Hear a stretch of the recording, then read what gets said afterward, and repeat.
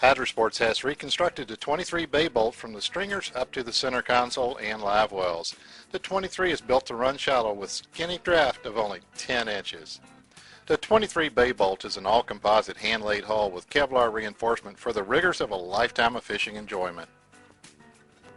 Well, Hydra-Sports took the 23 bay bolt and put it on a diet. They lost 900 pounds on this model. They moved a lot of the weight into the center line, so she handles a lot better. She's more stable. She's a faster boat. You're going to love it. Let's start our virtual walkthrough right up front. Meet me at the docks. We'll get started. The open design allows you to work with ease. The forward casting deck has plenty of room in the wide gunnels to add the optional Minn Kota trolling motor without crowding your space.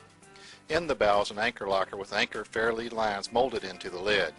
Going aft, the next locker has a recess molded into the bottom to fit a bucket holding the casting net and still has room for dry storage around it. Continuing back in the center line is a forward 15-gallon pitch well bait well with 800-gallon-per-hour pump and LED light. Port and starboard lockers are gasketed to keep the gear dry and reduce noise. Additional rods can be safely stored inside these lockers, and you can opt for cushions to make these bench seats more comfortable. A large insulated fish locker is located in the sole between the two bow lockers for your catch. Here's a really neat feature on this boat. On the front of the console, this is a custom frigid rigid bench seat. Now, they put ice in here 4 days ago, went fishing for the day, came back and pulled the plug. Take a look. We still have ice in here. The gunnel tops are wide with aggressive grip surface, pop-up cleats, and two flush mount rod holders on either side. If you opt for a trolling motor package, features include a handy outlet on the port side to charge the batteries. A 4-rod vertical rod rack is on either side of the console to keep your rigs ready. The starboard side has the antenna mount and concealed coiled washdown hose. The helm has a frameless windshield for excellent visibility, and the dash top is sturdy enough to stand on to scout for fish.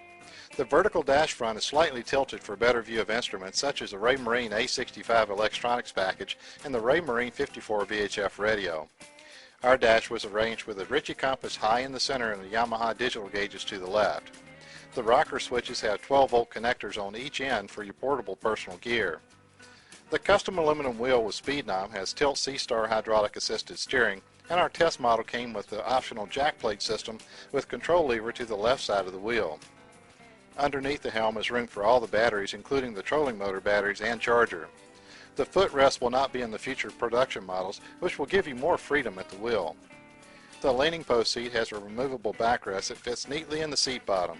Below is a carry-on cooler for your cold beverages and snacks.